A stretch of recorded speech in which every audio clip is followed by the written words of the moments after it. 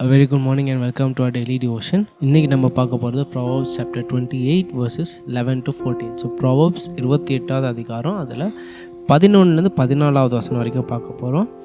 So இதில் சோலமன் வந்து ஒரு சின்ன சம்மரியாக என்ன சொல்கிறேன்னா, ஒரு ஆபத்து, எந்த ஆபத்தை பற்றி சொல்கிறேன்னா, நம்ம பண்ணுற தவறுகள் இல்லை பாவங்கள் இல்லை செய்கிற கெடுதல்களை நம்ம மறைத்து வைத்தால் அதோட ஆபத்துங்களை பற்றி, அதோட டேஞ்சர்ஸை பற்றி சொல்கிறேன்.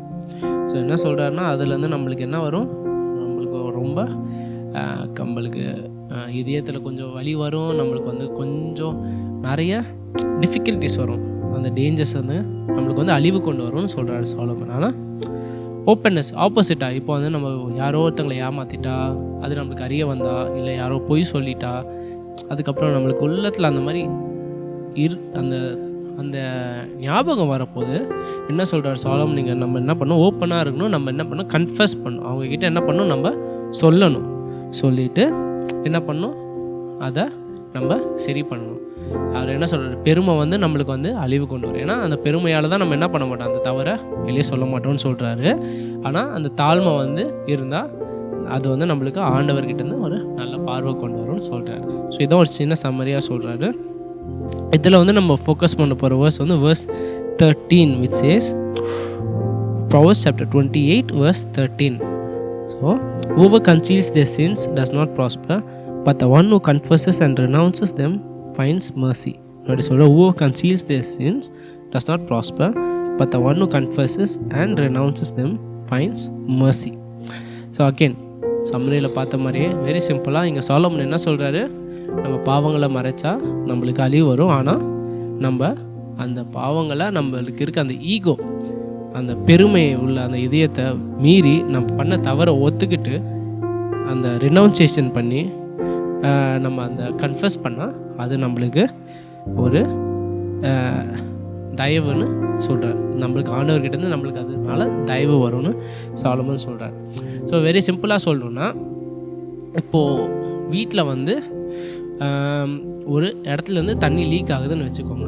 வீட்டிலேருந்து ஒரு இடத்துல தண்ணி லீக் ஆச்சுன்னா, நார்மலாக நம்ம வீடுனா ஏதோ இடத்துல தண்ணி லீக் ஆச்சுன்னா என்ன பண்ணுவீங்க நீங்கள், உடனே ப்ளம்பரு இல்லைன்னா அந்த என்ஜினியரை கூப்பிட்டு எங்கேருந்து இருக்குன்னு அந்த இடத்த ஐடென்டிஃபை பண்ணிட்டு உடனே என்ன பண்ணுவோம், நார்மலாக நம்ம ஃபிக்ஸ் பண்ணிவிடுவோம். ஏன்னா நம்மளுக்கு என்ன இருக்கும், அந்த ஞானம் இருக்கும், இந்த மாதிரி இதை சும்மா விட்டால் அந்த லீக்கு ஒரு சொட்டாக விழுகிறது, பொறுமையாக விழுற சொட்டு ஃபாஸ்ட்டாக விழும், அதுக்கடுத்து அதிலிருந்து பெரிய டேமேஜே நம்ம வீட்டுக்கு வரும்னு இருக்குது. என்ன தெரியும், நம்மளுக்கு அந்த ஞானம் இருக்குது. ஆனால் நம்மளுக்கு மோஸ்ட்டாக அந்த இடத்துல இருக்க அந்த ஞானத்தில் நம்ம அங்கே என்ன பண்ண மாட்டோம், இல்லை நான் காசு கொடுத்து கட்டின வீடு, அந்த ஈகோ இருக்காது. எந்த வகையிலனா, நான் காசு கட்டின வீடு எவ்வளோ தண்ணி வந்தாலும் இது இடிஞ்சு விழாதுன்னு அந்த திமிர் இருக்குமா, அந்த நேரத்தில் இருக்காது. நம்மளுக்கு என்ன இருக்கும், அந்த அக்கறை இருக்கும், அந்த பயம் இருக்கும். ஐயோ வீடு இவ்வளோ கஷ்டப்பட்டு பண்ணியிருக்கோமே, இது எதுவும் ஆகக்கூடாதுன்னு என்ன இருக்கும், அந்த கவலை இருக்கும். அதே கவலை ஏன் நம்மளுக்கு இங்கே இல்லை. அதான் இங்கே சோலமன் ரிமைண்ட் பண்ணுறார், ஒரு தப்பு பண்ணிட்டா, ஒரு பாவம் பண்ணிட்டா, ஒருத்தங்களை ஏமாத்திட்டா, ஒருத்தங்கிட்ட பொய் சொன்னால் என்ன இருக்கணும், அதே அளவுக்கு. இப்போ நான் இந்த சொன்ன எக்ஸாம்பிள், வீட்டில் ஒரு தண்ணி சொட்டு வந்தால் அவ்வளோ அக்கறை இருக்குது, ஆனால் ஒரு பாவம் பண்ணால் நம்மளுக்கே அந்த அக்கறை இல்லை. அதான் இங்கே சோலமன் நம்மளுக்கு ரிமைண்ட் பண்ணுறாரு, that whoever conceals his transgression will not prosper, but he who confesses and forsakes them will obtain mercy. So Solomon நீங்கள் என்ன நம்மளுக்கு ரிமைண்ட் பண்ணுறாரு பேசிக்கலான்னா, அந்த வீட்டில் அந்த லீக் வந்தால் அந்த அக்கறை இருக்கிற மாதிரியே நம்மளுக்கு என்ன இருக்கணும், ஒருத்தங்களுக்கு ஏதோ தவறு செஞ்சுட்டா இல்லை பாவம் செஞ்சுட்டா என்ன இருக்கணும், நம்ம ஒரு தப்பு செஞ்சுட்டு அவங்க வந்து இப்போ அதுலேருந்து கடந்து வந்துட்டாலும் நம்ம என்ன பண்ணக்கூடாது, விட்டுறக்கூடாது. நம்ம என்ன பண்ணணும், நம்ம கன்ஃபஸ் பண்ணணும். அதை தான் இங்கே சோலமன் ரிமைண்ட் பண்ண. அந்த வீட்டுக்கு இருக்கிற நம்மளுக்கு ஜென்ரலாக இருக்கிற அக்கறை ஏன் நம்ம வந்து இந்த மாதிரி ஒரு பொய் சொல்கிறதுக்கோ இல்லை இந்த மாதிரி பாவம் பண்ணுறதுக்கு அந்த அக்கறை இல்லை. ஸோ அதுதான் இங்கே என்ன பண்ணுறாரு சோலமன், நம்மளுக்கு சிம்பிளாக ரிமைண்ட் பண்ணுறாரு that we should care about sin just as much we would care about our house in this analogy. So வீட்டுக்கு அவ்வளோ அக்கறை இருக்குது, அப்போ தப்பு பண்ணிட்டாலும் அந்த அக்கறை இருக்கணும்.